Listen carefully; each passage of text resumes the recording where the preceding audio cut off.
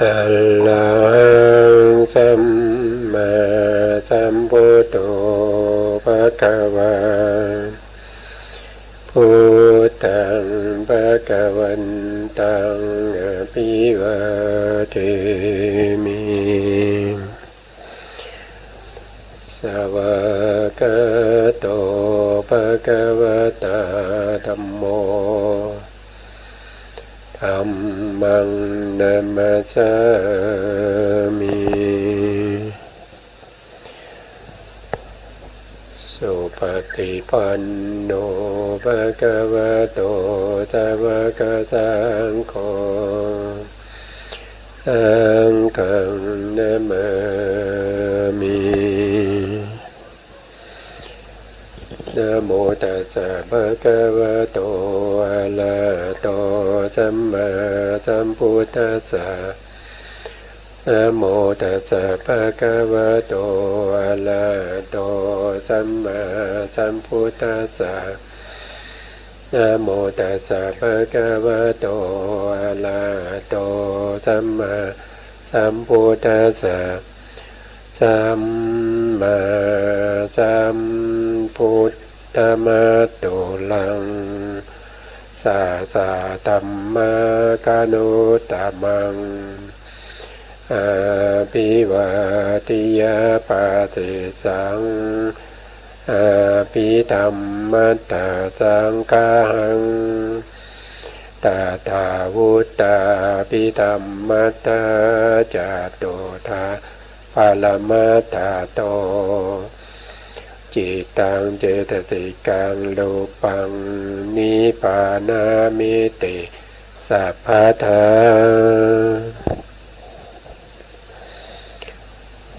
ขอกราบนมัสการพระมหาเถระพระสังฆาธิการพระเถรานุเถระ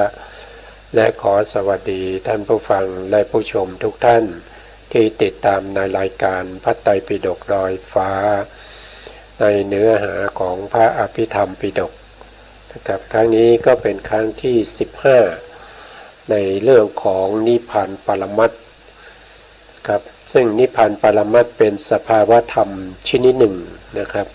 ไม่ใช่สัตว์ไม่ใช่บุคคลเป็นแต่สภาวะเป็นธาตุชนิดหนึ่งที่เราเรียกว่าเป็นธรรมธาตุนะครับเป็นธรรมธาตุนะครับมีอยู่แล้วโดยปกติมีอยู่แล้วโดยธรรมชาตินะไม่ได้มีใครที่เป็นผู้สร้างขึ้นมาไม่ได้มีใครที่เป็นผู้กำหนดกฎเกณฑ์ให้เขาเป็นไปอย่างนั้นนะเขาเป็นธาตุโดยธรรมชาติเขาเป็นของเขาอยู่อย่างนั้นเขามีอยู่แล้วเขาไม่มีการเกิดเขาไม่มีการดับแต่เขาเป็นสภาวะที่เป็นอนัตตาไม่ใช่เขาไม่ใช่เป็นเขาไม่ได้เป็นอนิจจังเขาไม่ได้เป็นทุกข์นะครับเขาเป็นเขาเที่ยงเขาสุขแต่เขาเป็นอนัตตาสภาวะธรรมอย่างนี้เนี่ยเราสามารถที่จะเข้าถึงได้ตัวเขาเนี่ยไม่ได้เป็นตัวที่จะไปประหารกิเลสนะครับ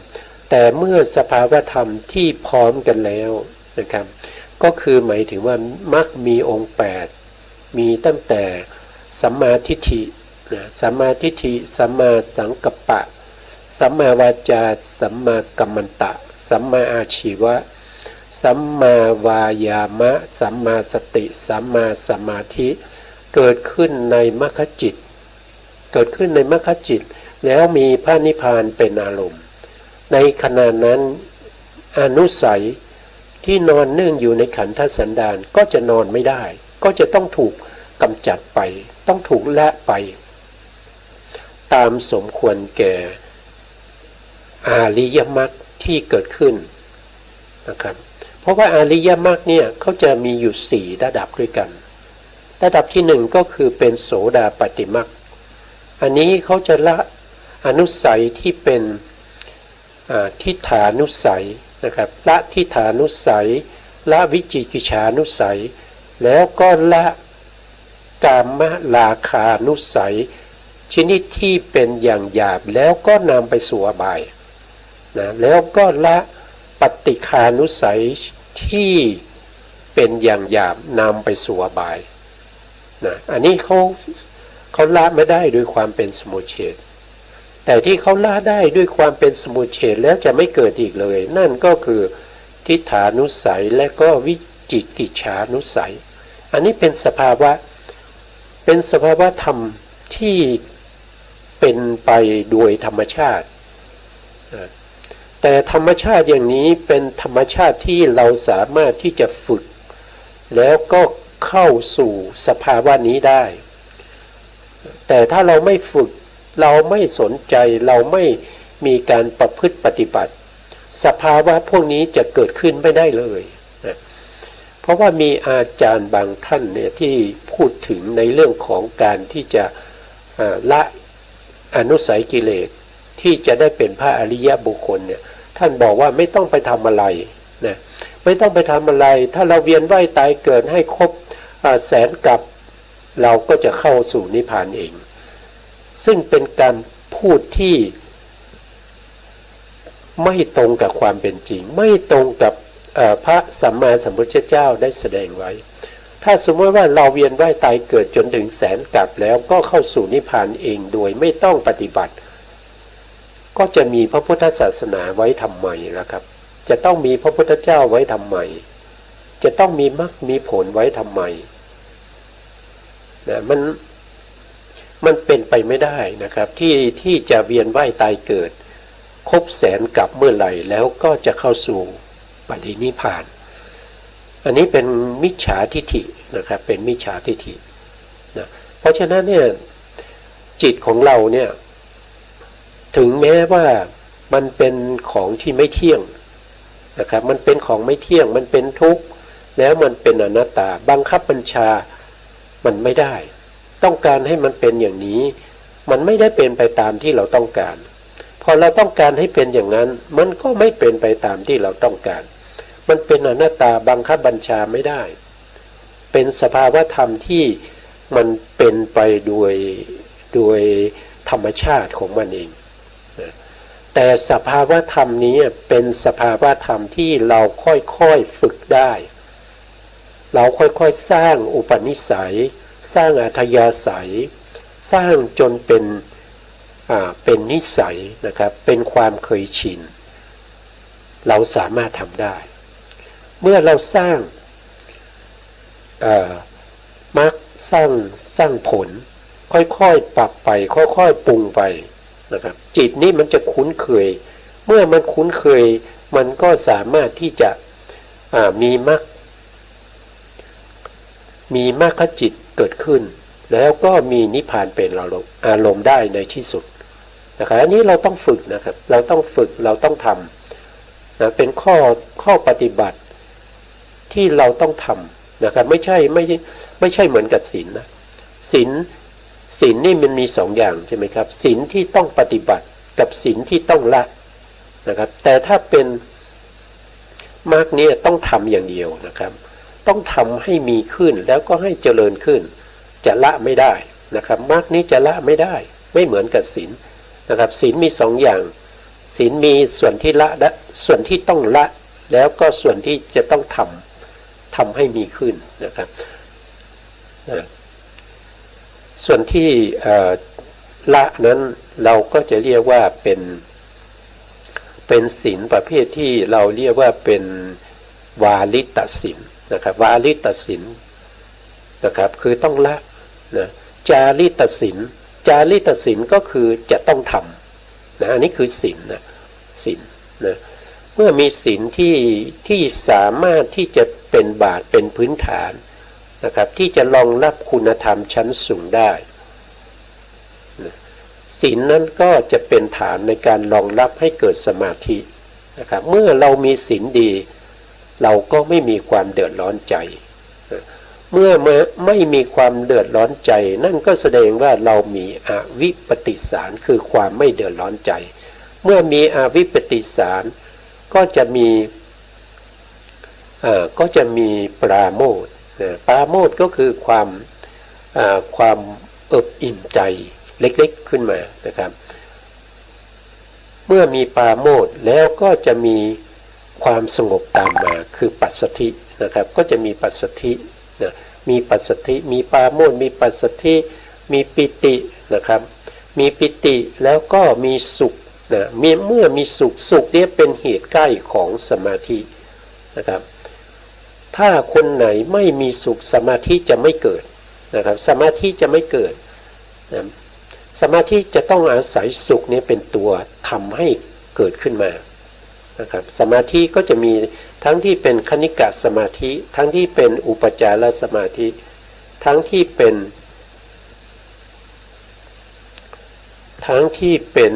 อัปปนาสมาธินะครับสมาธิทั้งหมดที่พูดมานี้นะครับต้องอาศัยตัวสุขนะครับต้องอาศัยตัวสุขแม้กระทั่งสมาธิที่อยู่ในฌานห้าที่เป็นอุเบกขานะครับสมาธิที่มีองค์ฌานก็คืออุเบกขากับเอกคตาในฌานห้าไม่มีตัวสุขนะไม่มีองค์ฌานที่เป็นสุขแต่ฌานห้านี้จะเกิดขึ้นได้ต้องอาศัยฌานสี่นะฌานสี่นี่ถ้าไม่มีฌานสี่ไม่ได้ผ่านฌานสี่จะเป็นฌานห้าไม่ได้มันก็จะเป็นระดับไปนะครับถ้าเราไม่ได้ฌานหนึ่งจะได้ฌานสองได้ยังไงนะครับถ้าเราไม่ได้ฌานสองจะไปได้ฌานสามได้ยังไงถ้าเราไม่มีฌานสี่จะไปขึ้นฌานห้าได้ยังไงนะครับอันนี้ว่าโดยในแห่งพระอภิธรรมนะแต่ถ้าเป็นในแห่งพระสูตรก็จะมีฌานสี่เท่านั้นนะครับนะฌานสี่กับฌานห้าในของอภิธรรมและในของพระสูตรแตกต่างกันตรงไหนเราก็ได้พูดคุยกันไปแล้วนะครับนะแล้วก็บุคคลที่จะบรรลุธรรมได้เนี่ยจิตเขาเนี่ยที่เป็นมรรคจิตนะจะต้องเข้าถึงปฐมฌานปฐมฌานในที่นี้หมายถึงปฐมฌานที่เป็นโลกุตระนะครับคือฌานเนี่ยมีอยู่สองอย่างนะครับฌานที่เป็นโลกิยะกับฌานที่เป็นโลกุตระผู้ที่จะบรรลุธรรมได้จะต้องเป็นบุคคลที่เข้าถึงอย่างน้อยที่สุดนี้จะเข้าถึงปฐมฌานที่เป็นโลกุตระนะครับที่เป็นโลกุตระอันนี้ก็เป็นสภาวธรรมที่สามารถที่จะเข้าถึงในเรื่องของนิพพานได้แล้วก็กำจัดละ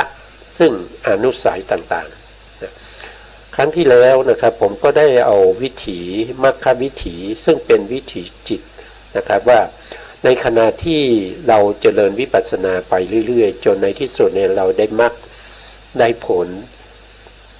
วิถีจะเป็นยังไงนะครับวิถีจิตจะเป็นยังไงนะเราก็มาต่อจากครั้งที่แล้วนะครับครั้งที่แล้ว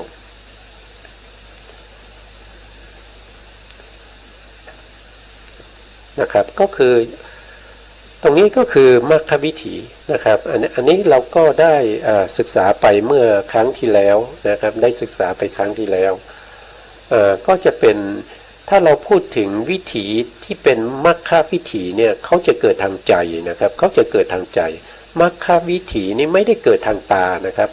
ไม่ได้เกิดทางตาไม่ใช่เวลาเราเห็นพระนิพพานเนี่ยเราไม่ได้เห็นด้วยตานะเราไม่ได้เห็นด้วยจักขูวิญญาณที่อาศัยประสาทตาแล้วก็ไปเห็นนิพพานเนี่ยมันไม่ใช่อย่างนั้นนะแต่พระนิพพานเนี่ยเขาเป็นสภาวะที่รู้ได้ทางใจแล้วก็จะเห็นได้ทางใจนะโสดาปัตติมรรคเนี่ยจะเป็นการเห็นพระนิพพานครั้งแรกคำว่าการเห็นพระนิพพานเนี่ยเขาเห็นด้วยใจเขาไม่ได้เห็นด้วยตานะครับเขาไม่ได้เห็นด้วยตาเพราะฉะนั้นการที่ผู้ปฏิบัตินี้จะต้องปฏิบัติโดยการกำหนดนามรูปนะครับหรือว่ารูปนามนี่แหละนะนามรูปหรือรูปนามนะครับต้องใช้รูปกับนามนะครับโสดาปัตติมรรคนี้ต้องอาศัยกำลังที่เป็นรูปกับนามนะเราต้องกำหนดรูปนามเวลากำหนดให้รู้เนี่ยรู้ตามความเป็นจริงของสภาวะของรูปนามนะครับนั่นก็แสดงว่าเรากำหนดรู้ถึงวิเศษลักษณะของรูปนามวิเศษลักษณะสภาวธรรม นะสภาวะธรรมวิเศษลักษณะหรือว่าเป็นลักษณะนะครับพวกนี้ก็คือพูดง่ายๆก็คือถ้าเราเปรียบเทียบโดยใช้ศัพท์เป็นภาษาไทยเนี่ยก็น่าจะเป็น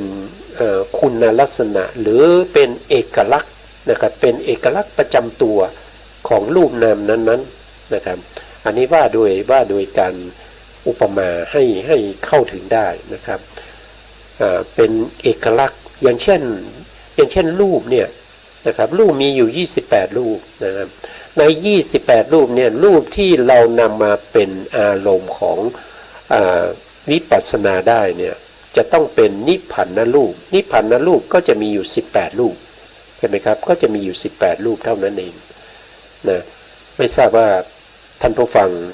ยังจำได้นะครับยังจำได้หรือเปล่าไม่รู้นะครับว่าในส่วนที่เป็นรูปเนี่ยที่ว่านิพพานรูปนั้นมันจะอยู่ตรงไหนนะครับนิพพานรูปอยู่ตรงไหนเดี๋ยวผมขอแป๊บหนึ่งนะครับจะเอารูปมาให้ดูว่านิพพานรูปมันคือตรงไหนนะครับเจอแล้วครับเจอแล้วนะครับก็คือการศึกษาเนี่ยเราจะต้องมีรูปให้ดูนะครับถ้าไม่มีรูปให้ดูมันก็จะเป็นการจินตนาการซึ่งการจินตนาการเนี่ยมันสามารถที่จะนึกคิดไปได้หลายอย่างนะครับรูปที่เป็นนิพพานรูปที่เป็นอารมณ์ของวิปัสสนาก็จะมีอยู่18นะครับนิพพานรูป18นะครับก็คือตรงไหนก็คือตรงที่เขาคิดไว้ตรงนี้นะครับก็คือตั้งแต่ตรงนี้นะตั้งแต่อาหารและรูปขึ้นไปนะครับอาหารและรูปขึ้นไปจนถึงปัทวีนะปัทวีนะครับพวกนี้เป็นนิพพานรูปนะครับพวกนี้เป็นนิพพานรูปนิพพานรูปเนี่ยเขาจะมีสภาวะของตัวเองนะครับมีสภาวะของตัวเองยกตัวอย่างเช่นมหาพุทธรูปนะครับมหาพุทธรูปเนี่ยปัทวีมีสภาวะของความแข็งกับความอ่อนถ้าเป็นอาโปมีสภาวะของความเอิบอาบไหลเกาะกลุ่มนะครับอาโปนะอาโปนี่รู้ได้ทางใจเท่านั้นนะถ้าเป็นปัทวีนี่รู้ได้ทางกายสัมผัสเท่านั้นเวลาเราไปกระทบกับสิ่งของหรือว่าสัตว์หรือว่าบุคคลทั้งหลายเราจะรู้สึกถึงความแข็งความอ่อนความนุ่มความนิ่มอะไรพวกนี้ก็รู้ได้ด้วยกายประสาทที่ไปกระทบที่ไปสัมผัสกับสิ่งนั้นเราส่งจิตไปตรงที่เขาสัมผัสเนี่ยเราจะได้รู้ถึงความแข็งความอ่อนความหย่อนความแข็งความอ่อนความนิ่มนะครับพวกนี้เป็นสภาวะของธาตุดินที่เราเรียกว่าปัทวีนะครับเมื่อเรากระทบแล้วเนี่ยเราต้องส่งจิตไปดูนะครับแล้วก็ดูในสภาวะของที่เขากำลังกระทบกันอยู่เนี่ยมันจะเป็นส่วนที่นิ่มส่วนที่อ่อนหรือว่าส่วนที่แข็งแล้วในส่วนที่เราดูนะความแข็งของสภาวะที่เขากระทบเนี่ยแข็งเนี่ยมันแข็งอย่างไรนะครับมันแข็งอย่างไรในเมื่อเรามือไปกระทบเนี่ยเราจะรู้สึกว่าที่แข็งน่ะมันแข็งแบบไหนนะครับที่มันอ่อนแบบไหนมันนุ่มยังไงนะเราก็ส่งจิตไปดูตรงนี้นะแต่ถ้าเราไม่ดูเรื่องของปัทวีในการกระทบเราสามารถที่จะดูการกระทบของเตโชได้นะครับเตโชคืออะไรก็คือธาตุไฟเมื่อเรากระทบแล้วเนี่ยมันจะทำให้เรารู้สึกถ้าเราส่งจิตไปดูตรงที่กระทบเนี่ยจะรู้สึกถึงความเย็นความร้อนความอุ่นนะครับความอุ่นพวกนี้เป็นธาตุไฟนะครับเมื่อเรากำหนดรู้ธาตุไฟเราต้องรู้อย่างนี้นะแล้วก็รู้ในขณะที่เราสัมผัสด้วยเรากระทบด้วยนะมันจะเป็นอารมณ์ที่เกิดขึ้นมาเฉพาะหน้าตรงนั้นนะครับเราต้องรู้ตรงนั้นนะหรือว่าถ้าเราไม่ดูความเย็นความร้อนเราก็ไปดูความหย่อนความตึงก็ได้นะครับเมื่อเราจับไปเนี่ยเรารู้สึกตึงมืออย่างเช่นบางคนอาจจะนึกไม่ออกนะครับว่ามันตึงอย่างไรนะ มันตึงก็คือเหมือนกับว่าเราเป่าลูกโป่งนะครับลูกโป่งให้ลมมันมากๆแล้วเราก็เอายางรัดไว้นะครับเมื่อยางรัดไว้เนี่ยเรามือไปจับลูกโป่งเนี่ยเราจะรู้สึกถึงว่ามันตึงๆใช่ไหมครับมันตึงๆในลักษณะอย่างนั้นแหละนั้นก็คือเป็นธาตุลมนะเป็นธาตุลมนะครับนะเป็นธาตุลมแล้วก็ในลักษณะที่บางครั้งเนี่ยเราจะรู้สึกว่าเราจะทรงตัวไม่ค่อยได้มันรู้สึกวังเวงนะครับรู้สึกไหวไปไหวมานะครับรู้สึกสั่นไหวอย่างนั้นอันนั้นก็เป็นธาตุลมนะเราก็สามารถที่จะกำหนดได้ซึ่งธาตุที่เป็นมหาพุทธรูปทั้ง3เนี่ยที่เป็นปัทวีโพธพาลมเตโชโพธพาลมวายโยโพธพาลมทั้ง3อย่างเนี้ยมันไม่เว้นจากการกระทบไล่ได้เลยนะครับคือที่เราเป็นอยู่ทุกวันเนี่ยมีตอนไหนบ้างที่เราไม่ได้กระทบกับอารมณ์พวกนี้ไม่ว่าเราจะนอนใช่ไหมครับเวลาเรานอนเราก็ต้องกระทบอยู่แล้วนะครับไม่กระทบความแข็งก็กระทบความเย็นความร้อนหรือว่ากระทบกับความหย่อนความตึงหรือว่าความสั่นไหวนะครับเวลาเราตื่นนะครับเราตื่นเราลุกขึ้นนะครับขณะที่เราพยุงกายลุกขึ้นเนี่ยธาตุพวกนี้มันก็ยังมีอยู่นะมันก็จะปรากฏอยู่ตลอดเวลานะครับเวลาเรานั่งก็จะปรากฏอยู่เวลาเรายืนขึ้นก็จะปรากฏอยู่เวลาเราเดินไปเขาก็จะปรากฏอยู่นะครับเวลาเราที่ไปเข้าห้องน้ำนะครับจะไปล้างหน้าจะไปอาบน้ำจะไปไถ่หนักไถ่เบาเนี่ย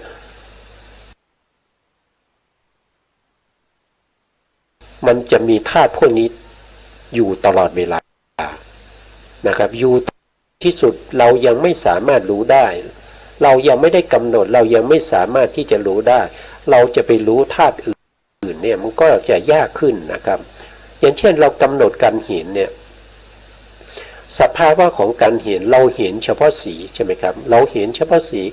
นะตัวตาเนี่ยมันเห็นเฉพาะสีนะสีที่มากระทบกับตานะครับสีที่มากระทบนี้ก็คือหมายถึงแสงนะครับแสงที่ไปกระทบกับสิ่งที่อยู่ข้างหน้าที่อยู่ตรงหน้าเรานะครับแล้วก็สะท้อนเข้ามาที่ตาทำให้เราเกิดการเห็นอย่างนี้จะกำหนดยากกว่านะครับกำหนดยากกว่าที่เราจะกำหนดปัทวีนะครับเตโชวาโยนะครับถ้าเรากำหนดปัทวีเตโชวาโยนะครับโดยความชำนาญโดยความเป็นอุปนิสัยนะครับเมื่อกระทบปุ๊บก็รู้ได้ทันทีว่าสิ่งนั้นมันแข็งมันอ่อนหรือว่าเย็นหรือว่าร้อนหรือว่าหย่อนหรือว่าตึงถ้าเรากำหนดอย่างนี้เป็นอุปนิสัยเนี่ยเกิดความชำนาญเนี่ยในการที่เราจะมากำหนดในเรื่องของความเห็นนะครับที่เราเห็นที่มันเป็นสีต่างๆที่เราเห็นมันก็จะง่ายขึ้นนะครับเพราะว่าการเห็นเนี่ยมันจะละเอียดกว่าการสัมผัสทางกายนะแต่ถ้าเรากำหนดธาตุที่เป็นมหาพุทธรูปนี้ให้เชี่ยวชาญนะครับให้เกิดเป็นพูดยังไงให้เกิดเป็นวสีก็แล้วกันให้เกิดเป็นความชำนาญกระทบเมื่อไหร่เราก็รู้ทันทีว่าแข็งอ่อนหย่อนตึงเย็นร้อนนะครับอันนี้หมายถึงว่าให้เราทำในขณะที่เราคือวันหนึ่งเนี่ยมีเวลาอยู่24ชั่วโมงใช่ไหมครับใน24ชั่วโมงเนี่ยเราก็จะมีที่จะต้องไปทำงาน8ชั่วโมงหรือ9ชั่วโมงในช่วง8ชั่วโมง9ชั่วโมงนี้มันก็จะมีช่วงที่เราว่างนะครับเราว่างเราก็กำหนดนะเราก็กำหนดรู้นะครับถ้าเราไม่ว่างมีงานเราก็ทำงานไปนะครับเวลากลับมานะครับเวลากลับมาถึงบ้านนะครับก็ทำงานบ้านทำอะไรแล้วก็กำหนดไปด้วยนะครับเวลาเราล้างชามนะครับเราล้างเนี่ยมีน้ำเย็นใช่ไหมครับแล้วน้ำมันเย็นเวลามือเราไปถูกน้ำเราก็กำหนดให้รู้ว่ามันเย็นนะก็สลับกันไปกับความเป็นไปของทางโลกนะครับ ความเป็นอยู่ของทางโลกที่เราจะเป็นไปนะเรามีหน้าที่อะไรใช่ไหมเช้ามาเราสิ่งแรกเลยนั่นก็คือเราจะต้องมีการทำกิจวัตรประจำตัวของเราในแต่ละวันใช่ไหมครับหลังจากนั้นผู้หญิงก็จะต้องมาทำอาหารนะครับมาหุงข้าวทำอาหารมันจะมีช่วงระยะเวลาที่มันว่างจากสิ่งพวกนี้เราก็กำหนดไปนะเราก็กำหนดรู้ไปเรื่อยๆนะเมื่อเราทำอย่างนี้สติของเราเนี่ยก็จะมั่นคงขึ้นสติของเราก็จะมีกำลังมากขึ้นแต่ถ้าเราไม่ทำเนี่ยในช่วงระยะเวลาที่เราทำงานแล้วก็ในช่วงว่างนะในช่วงว่างเนี่ยจะมีนิวรณ์จะมีกิเลสทั้งหลายเนี่ยจะขึ้นมาตรงนั้นนะมันจะขึ้นมาเลยนะครับในขณะที่เราทำงานเรากำลังร่างหนังสือเนี่ยเราจิตใจเราก็อยู่ที่การร่างหนังสือใช่ไหมครับ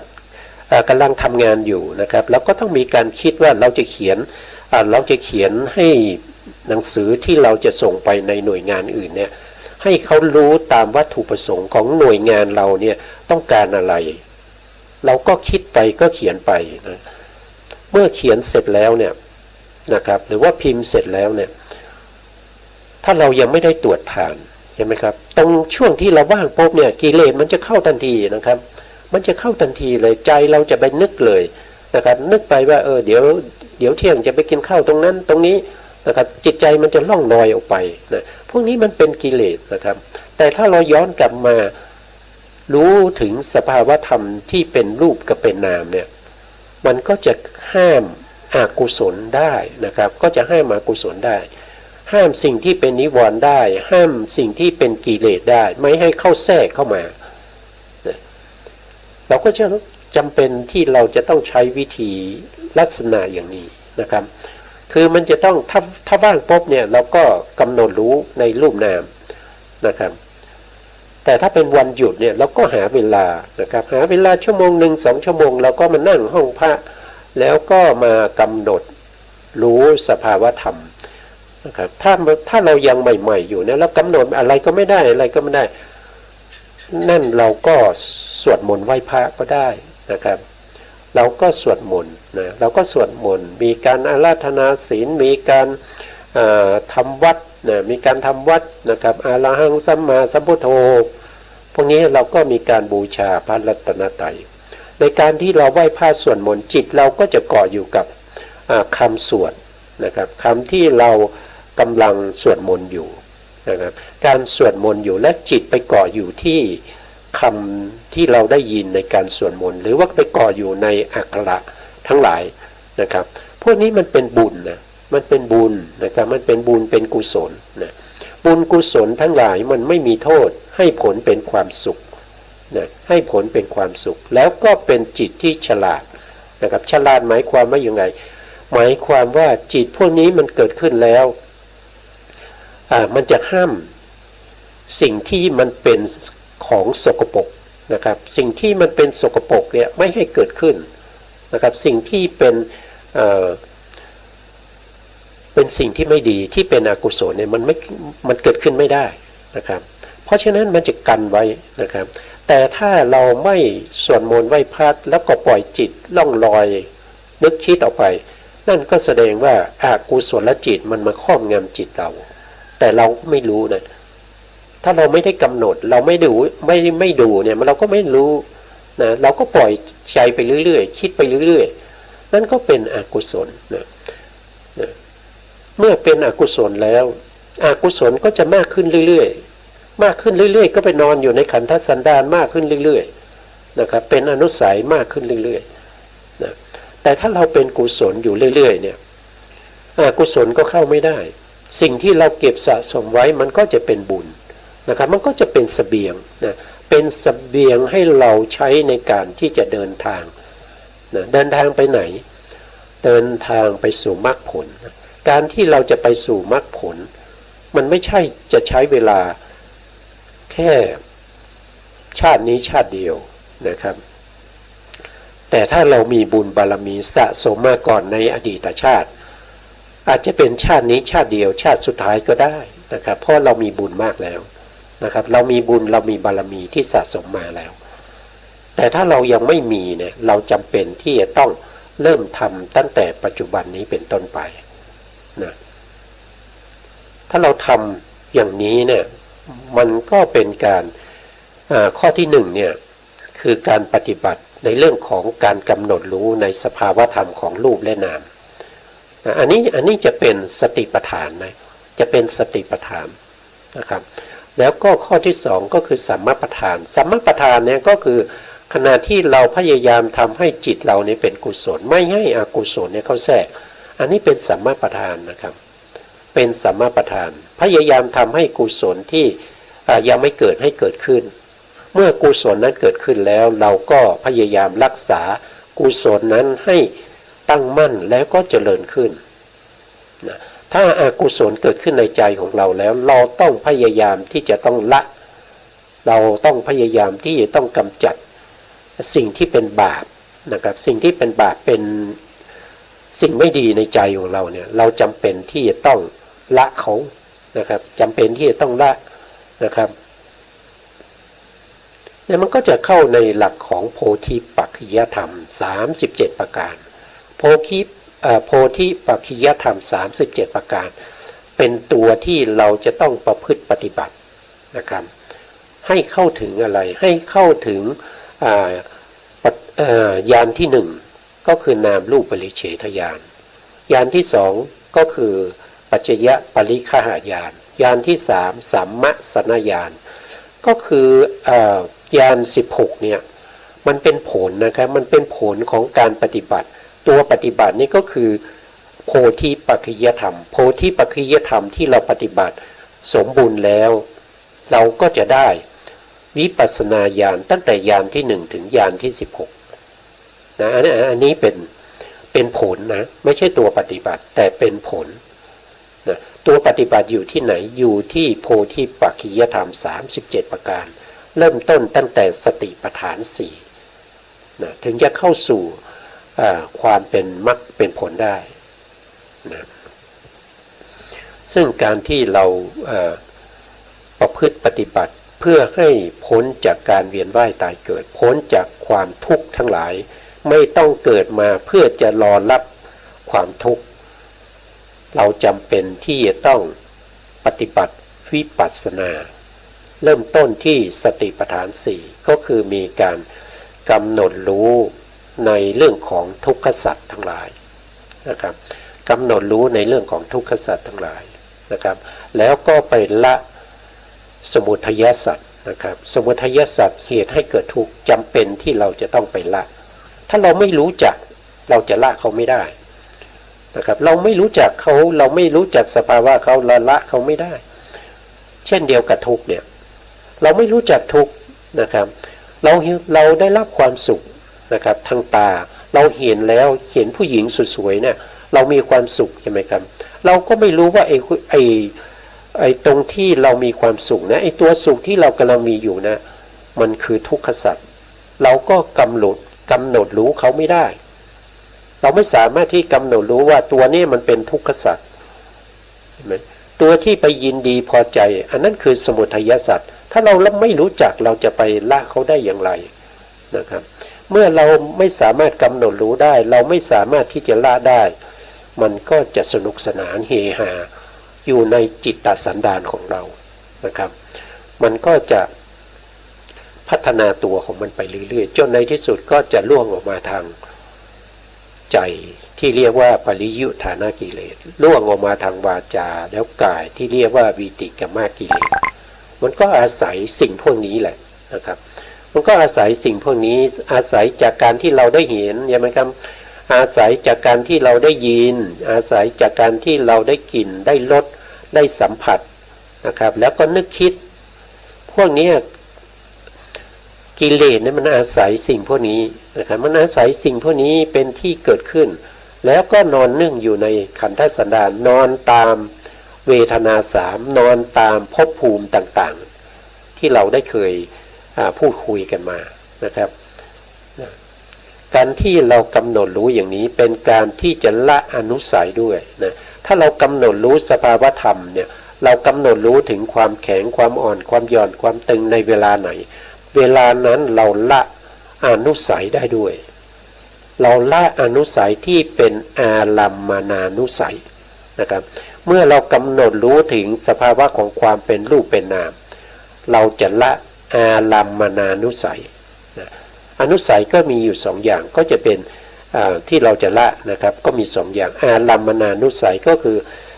อนุสัยที่อาศัยอารมณ์นะครับอาศัยอารมณ์ก็คืออะไรก็คือถ้าเราไม่ได้กำหนดโดยความเป็นธาตุดินถึงความแข็งเนี่ย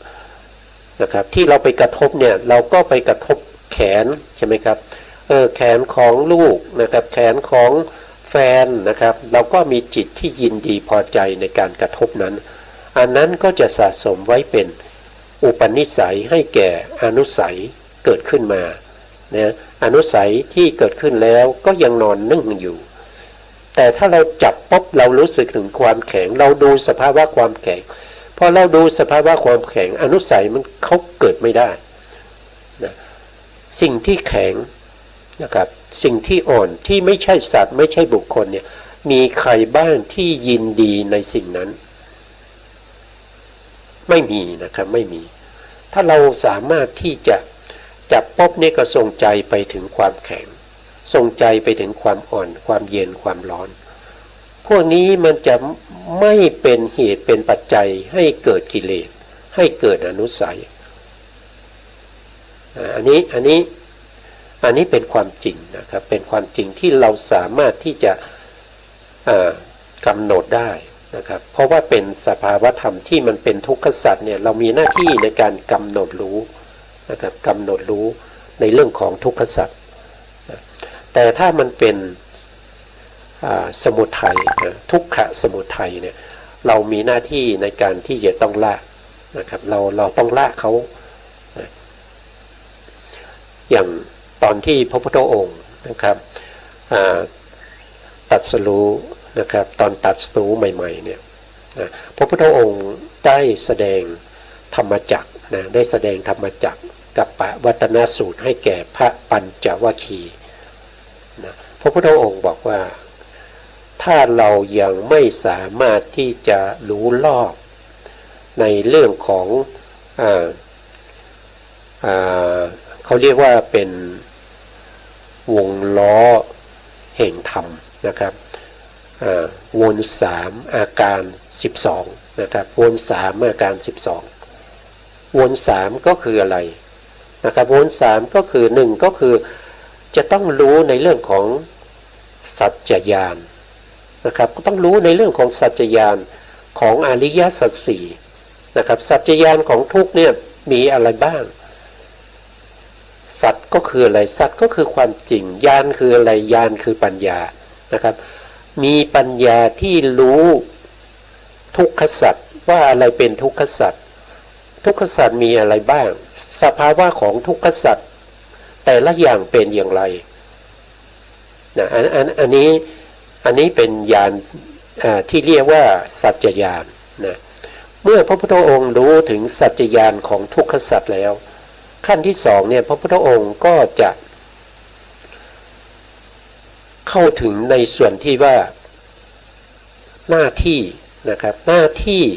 ของทุกขสัจเนี่ยเรามีหน้าที่อะไรที่จะทำอะไรกับทุกขสัจนะเขาเรียกว่ากิจจญาณนะครับมีสัจจญาณแล้วก็กิจจญาณกิจจญาณในเรื่องของทุกขสัจเนี่ยเรามีหน้าที่ในการที่จะต้องกำหนดรู้นะกำหนดรู้สภาวธรรมที่เราได้รู้ได้สัมผัสได้กระทบอยู่ใช่ไหมครับอันนี้เรียกว่าเป็นหน้าที่นะครับเป็นกิจที่เราจะต้องทำเรียกว่ากิจญาณในทุกขสัจกิจญาณก็คือการต้องกำหนดรู้เนี่ยอันนี้เป็นข้อที่สองนะครับในทุกขสัจเนี่ยเมื่อเรารู้สัจจญาณของทุกขสัจแล้วเรากำหนดรู้ทุกขสัจแล้วอันที่สามเนี่ยที่พระพุทธองค์ได้กระทำนะครับก่อนที่จะได้เป็นพระพุทธเจ้าก่อนที่จะปฏิญาณตนว่าเราเป็นพระสัมมาสัมพุทธเจ้าแล้วอันที่สามนั่นก็คือเราได้กำหนดรู้แล้วว่าทุกขสัจทั้งหลายนะครับที่มัน ต้องกำหนดรู้เนี่ยเราได้กำหนดรู้หมดแล้วอันนั้นก็คือกัตตญาณนะอันนั้นก็คือกัตตญาณ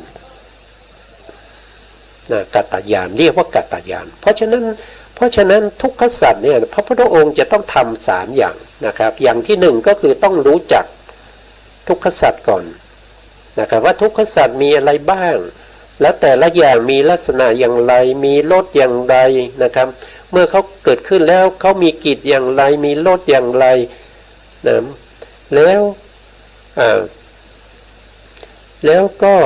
เวลาเขาเกิดขึ้นเนี่ยเขามีอะไรเป็นสิ่งที่ปรากฏให้เรารู้นะครับแล้วก็จะต้องรู้ไปถึงว่าทุกขสัจที่เกิดขึ้นเนี่ยมีอะไรเป็นเหตุใกล้ให้เขาเกิดนะมีอะไรเป็นเหตุใกล้ให้เขาเกิดเพราะฉะนั้นเนี่ยการที่เราจะรู้สัจจญาณเนี่ยเราต้องรู้พวกนี้นะครับต้องรู้ว่าลักษณะเขาเป็นอย่างไรเวลาเกิดขึ้นแล้วเขามีกิจอะไรนะเขามีกิจอะไรเขาทำอะไรนะครับอันที่3ก็คือจะต้องรู้ถึงว่าเมื่อเขาปรากฏแล้วนะเขาจะเป็นลักษณะ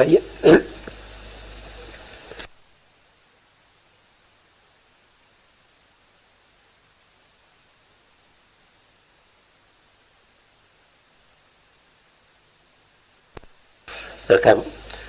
ข้อที่3เนี่ยก็คือ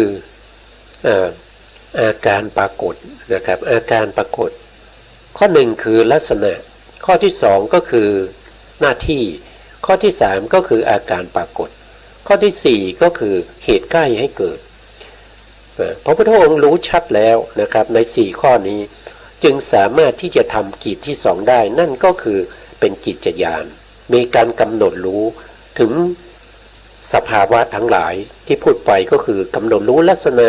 กำหนดรู้หน้าที่ของรูปและนามกำหนดรู้ถึงอาการปรากฏของรูปนามกำหนดรู้ถึงเหตุและปัจจัยของรูปนามอันนี้คือข้อที่2นะครับคือเป็นกิจญาณนะส่วนข้อที่3เนี่ยเป็นกัตตญาณกัตตญาณนั่นก็คือหมายถึงว่าพระพุทธองค์ได้ปฏิญาณตนว่าทุกขสัจที่ควรกำหนดรู้เราก็ได้กำหนดรู้แล้วอันนี้คือกัตตญาณในเรื่องของทุกขสัจเห็นไหมพระพุทธองค์ผู้สร้างบารมีมายาวนานก็ยังจะต้องมากำหนดอย่างนี้นะครับยังต้องมามีการจะต้องรู้สัจจญาณจะต้องทำกิจญาณจะต้องทำจนกำหนดรู้แล้วไม่มีอะไรที่เหลือที่จะให้กำหนดรู้อีกเพราะว่ากำหนดรู้หมดแล้วนะอันนี้เป็นกัตตญาณส่วนการละก็เช่นเดียวกันนะครับการละเนี่ยสภาวะธรรมอะไรบ้างที่จะต้องละอันนี้เป็นสมุทัยสัจใช่ไหมครับเราต้องรู้จากสมุทัยสัจก่อนนั่นก็คือจะต้องรู้สัจจญาณของสมุทัยสัจนะต้องรู้สัจจญาณของเขานะครับว่ามีอะไรบ้างนะครับที่เป็นเหตุให้เกิดทุกข์เนี่ยที่เป็นเหตุให้เกิดทุกข์มีอะไรบ้างนะตัวหนึ่งที่พระพุทธองค์ทรงถ้าว่าโดยความเป็นมรรคเนี่ยในความเป็นสัจจะนะครับในความเป็นอริยสัจเนี่ยเราจะเรียกว่าตัวโลภะตัวเดียวที่เป็นสมุทัยสัจนะครับแต่ถ้าว่าโดยการละเนี่ยมันมีหลายตัวนะครับอย่างเช่นกิเลสก็จะมีถึง10นะกิเลสก็จะมีถึง10นะหรือว่าจะเป็นสังโยชน์นะครับหรือว่าจะเป็น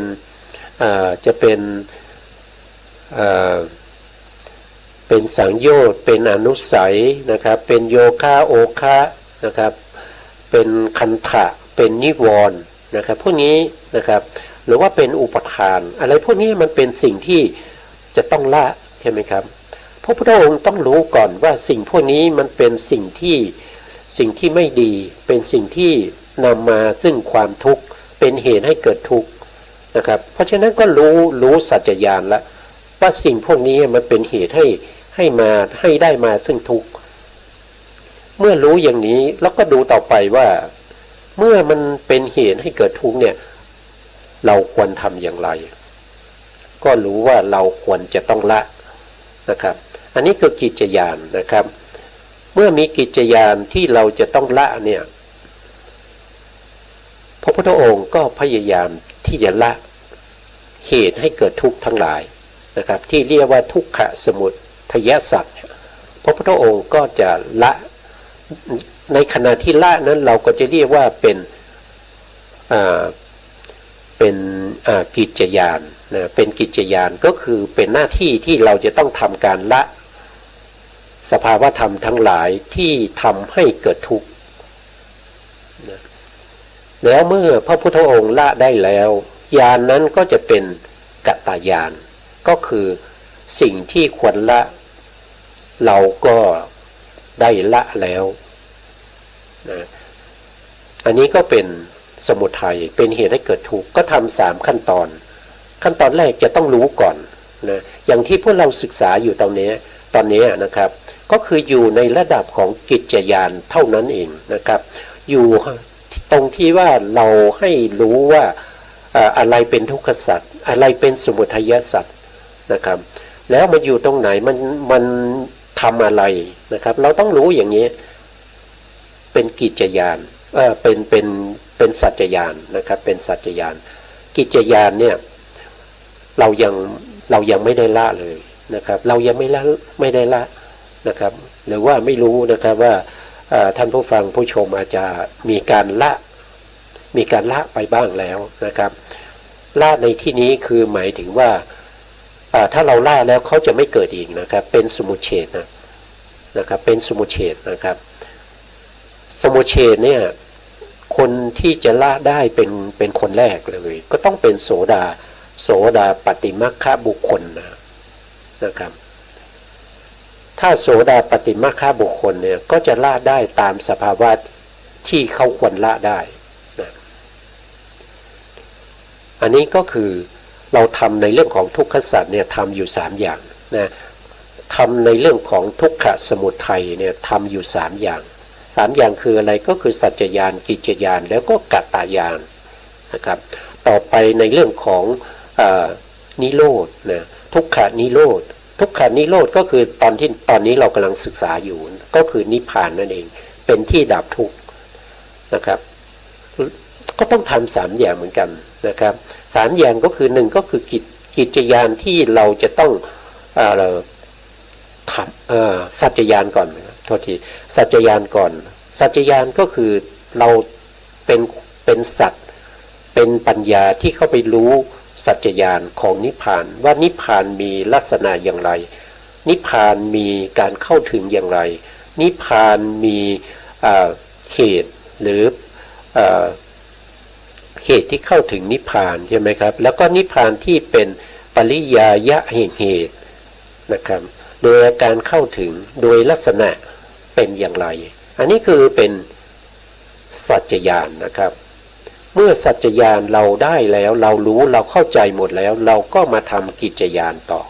กิจญาณก็คือมีหน้าที่ทำให้นิพพานเนี่ยปรากฏขึ้นมานะครับทำให้นิพพานนี้ปรากฏขึ้นมาทำให้รู้แจ้งในสภาวะที่เป็นทุกขนิโรธสัจนะครับเป็นที่ดับของสภาวธรรมที่เป็นอกุศลทั้งหลายนะเมื่อเราทำสัจจญาณกิจญาณแล้วก็ทำเสร็จแล้วก็เป็นกัตตญาณนะพระพุทธองค์ก็ได้ทำแล้วนะครับในเรื่องของทุกขนิโรธสัจเนี่ยพระพุทธองค์ก็ได้กระทำแล้วได้กัตตญาณไปแล้วนะครับแล้วก็อีกอันหนึ่งข้อสุดท้ายเนี่ยก็จะเป็นเรื่องของมรรคสัจใช่ไหมครับปฏิปทาทุกขปฏิปทาอาริยสัจนะครับทุกขปฏิปทาอาริยสัจนะอันนี้ก็คือเป็นอะไรก็คือเป็นตัวที่จะเข้าไปละกุศลทั้งหลายเข้าไปละนิวรณ์ทั้งหลายนะตัวนี้ก็จะมีอยู่8องค์นะครับมีอยู่8องค์ก็จะเป็นสัมมาทิฏฐิสัมมาสังกัปปะสัมมาวาจาสัมมากัมมันตะสัมมาอาชีวะ สัมมาวายามะพวกนี้นะที่จะต้องเข้าไปรู้ว่ามีอะไรบ้างอันนี้เรียกว่าเป็นสัจจญาณก่อนนะครับสัจจญาณนะในสัจจญาณที่เป็นมรรคนะครับก็จะอยู่ในประเภทที่เป็นเจตสิกนะครับในเจตสิก52เนี่ยก็จะมีองค์มรรคเราต้องรู้ว่ามรรคสัจเนี่ยซึ่งเป็นหนทางที่จะให้เราเข้าถึงนิพพานได้เนี่ยเราเรียกว่าเป็นมรรคใช่ไหมครับพระพุทธองค์ต้องรู้ก่อนนะครับอาการรู้เนี่ยเรียกว่าเป็นสัจจญาณนะครับเป็นสัจจญาณนะอย่างเช่นพระพุทธองค์รู้ในเรื่องของมรรคองค์แรกจะต้องเป็นสัมมาทิฏฐิก็คือตัวนี้นะครับก็คือตัวนี้นะตัวนี้ก็คือตัวปัญญานะครับเป็นตัวปัญญาเป็นสัมมาทิฏฐินะพระพุทธองค์จะต้องรู้ว่ามันคือเจตสิกนะมันคือเจตสิกมันเป็นสภาวะธรรมที่เกิดกับจิตที่เป็นกุศลเท่านั้นเรียกว่าเป็นสัมมาทิฏฐินะเป็นสัมมาทิฏฐินะเมื่อมีสัมมาทิฏฐิแล้วก็ดูพิจารณาต่อไปนะครับก็จะเห็นสัมมาสังกัปปะนะสัมมาสังกัปปะก็คือตัววิตกนะครับตัววิตกก็คือตัวนี้นะตัววิตกเป็นสัมมาสังกัปปะที่จะต้องทำการที่มีหน้าที่ในการที่จะละในเรื่องของกามวิตกนะครับกามวิตกนะละได้ยังไงก็ละได้ด้วยความเป็นการเข้าหาความสงบนะครับอันนั้นเราจะเรียกว่าเป็นเนคขมมะนะเนคขมมะวิตกนะอันนี้ก็จะเป็นการละกามวิตกนะแล้วก็จะต้องมีพยาปาทะวิตกนั่นก็คือละความพยาบาททั้งหลายนะแล้วก็มีอวิหิงสาวิตกนั่นก็คือไม่คิดที่จะเบียดเบียนทรมานสัตว์ทั้งหลายนะครับก็คือตัววิตกนะเรียกว่าสัมมาสังกัปปะนะจากสัมมาสังกัปปะก็จะเป็นประเภทที่เป็นศีลเราก็จะเรียกว่าสัมมาวาจาก็คือตรงนี้นะตรงนี้สัมมาวาจาก็อยู่ในส่วนที่เป็นโสภณะเจตสิกนะครับอยู่ประเภทเดียวกับปัญญานะครับสัมมาวาจานะครับสัมมาวาจาก็เว้นจากวจีทุจริตทั้งหลายนะครับแต่ไม่วจีทุจริตเนี่ยจะต้องเว้นในเรื่องของเกี่ยวข้องกับอาชีพนะแล้วก็สัมมากัมมันตะสัมมากัมมันตะก็เช่นเดียวกันนะครับการงานชอบนั้นจะต้องเว้นในเรื่องของการงานที่เกี่ยวกับอาชีพเว้นทำไมก็เพราะว่ามันมีเจตสิกอีกตัวหนึ่งก็คือตัวที่3ที่เราเรียกว่าสัมมาอาชีวะสัมมาอาชีวะนี่ก็คือจะต้องเว้นจากการประพฤติในเรื่องของมิจฉาชีพนะครับอย่างเช่นอาชีพที่หลอกลวงนะครับอาชีพที่ต้องใช้คำพูดหลอกลวงนะครับที่เว้นมาจากสัมมาวาจาเนี่ยก็จะมาอยู่ในสัมมาอาชีวะนะครับการงานที่เป็นมิจฉาอาชีพที่เว้นเมื่อตะกี้ก็จะมาอยู่ในสัมมาอาชีวะนี้เช่นกันนะครับสามดวงนี้เจตสิก3ดวงนี้ก็จะเป็นวิรติเป็นมรรคด้วยนะเป็นมรรคด้วยนะเป็นมรรคนะครับก็จะได้มาเท่าไหร่แล้วก็จะได้มาทั้งหมด5แล้วนะครับได้มรรคมา5แล้ว1ก็คือปัญญาก็คือสัมมาทิฏฐิ2ก็คือสัมมาสังกัปปะ3ก็คือสัมมาวาจา4ก็คือสัมมากัมมันตะ5ก็คือสัมมาอาชีวะนะครับ6คืออะไร6ก็คือสัมมาวายามะก็คือตัววิริยะนั่นเองนะครับตัวความเพียรความบักบั่นความพยายามนะครับในการที่จะละอกุศลทั้งหลายนะครับนะก็จะเป็นตัวที่6นะครับเป็นตัวที่6นะตัวที่6นะครับตัวที่7ก็คืออะไรก็คือตัวที่6คือตรงนี้ก่อนครับโทษทีนะครับเดี๋ยวหน้าใหม่นะครับเป็นตัวที่6ถูกแล้วครับเป็นตัวที่6นะครับก็คือวิริยะก็เป็นสัมมาวายามะนะครับมีความพยายามที่จะละ กุศลทั้งหลายนะครับที่เกิดขึ้นแล้วแล้วก็มีความพยายามป้องกันไม่ให้อกุศลเกิดขึ้นนะครับเรียกว่าสัมมาวายามะนะสัมมาวายามะแล้วก็จะมีสัมมาสตินะครับสัมมาสติก็คือดวงที่7ก็จะอยู่ตรงนี้นะสัมมาสติทำหน้าที่ในการกำหนดรู้นะครับต้องมีสติที่กำหนดรู้อารมณ์ที่เป็นนามและรูปนะครับที่เป็นนามและรูปแล้วก็ในขณะที่เข้าสู่ความเป็นมรรคเนี่ยเขาจะมีพระไตรลักษณ์ของรูปนามเป็นอารมณ์นะก็คือสัมมาสติจากสัมมาสติแล้วก็จะมีสัมมาสมาธิก็ได้แก่เอกคตาดวงนี้นะครับรวมแล้วก็จะมีมรรคมีองค์8นะอันนี้ต้องรู้ก่อนนะครับรู้ก่อนว่าเขามีลักษณะอย่างไรเขาทำหน้าที่อะไรในเวลาเกิดขึ้นแล้วอาการปรากฏเขาเป็นอย่างไรแล้วก็เหตุใกล้ที่ทำให้เขาเกิดเนี่ยมีอะไรต้องรู้อย่างนี้ก่อนอันนี้จะเรียกว่าเป็นสัจญาณนะครับเป็นสัจญาณสัจก็คือความจริงทั้งหลายญาณก็คือปัญญาที่เข้าไปรู้ถึงความจริงของมรรคพวกนี้นะพอรู้อย่างนี้แล้วก็ต้องมาทำหน้าที่นะครับเราจะต้องทำอย่างไรเราก็จะต้องมีการทำให้เจริญขึ้นอันนี้เรียกว่าเป็นกิจญาณนะต้องทำให้มันเจริญขึ้นนะครับเมื่อมันเจริญขึ้นแล้วเนี่ยมันก็จะไปประหารอนุสัยกิเลสที่นอนเนื่องอยู่ในขันธสันดานนะครับเมื่อไปประหารเรียบร้อยแล้วเนี่ยก็จะเป็นกัตตญาณพระพุทธองค์ก็บอกว่าทุกขปฏิปทานะครับทุกขปฏิปทาเนี่ยพระพุทธองค์ได้กระทำได้เจริญแล้วเป็นธรรมที่ควรเจริญได้เจริญแล้วนั่นแสดงว่าประหารอะไรประหารอนุสัยกิเลสแล้วนะครับเพราะฉะนั้นก็จะมีวงก็จะมีรอบมีวง3นะครับอาการ12นะ3คืออะไร3ก็คือในอริยสัจแต่ละอย่างก็จะต้องมีสัจญาณนะครับกิจญาณแล้วก็กัตตญาณอันนี้เรียกว่า3นะครับในอริยสัจทั้ง4อย่างนะครับแล้วก็เมื่อเรานำเอาทั้ง4อย่างข้อ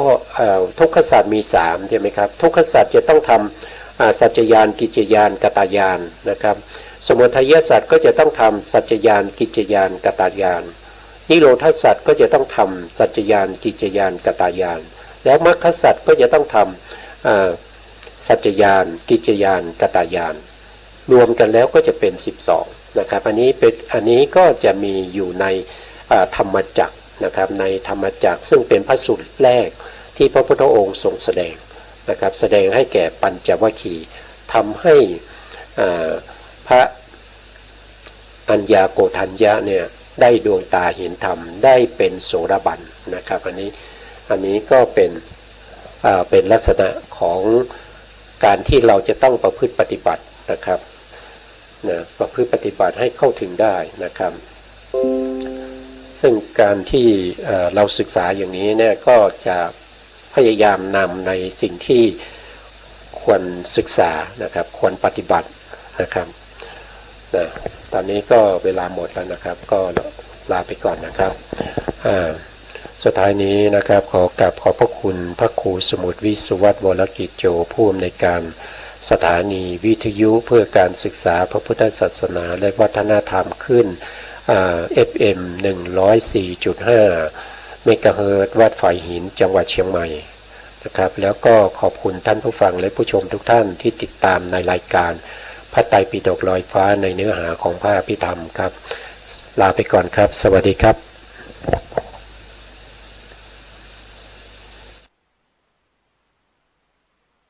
ในภาวะ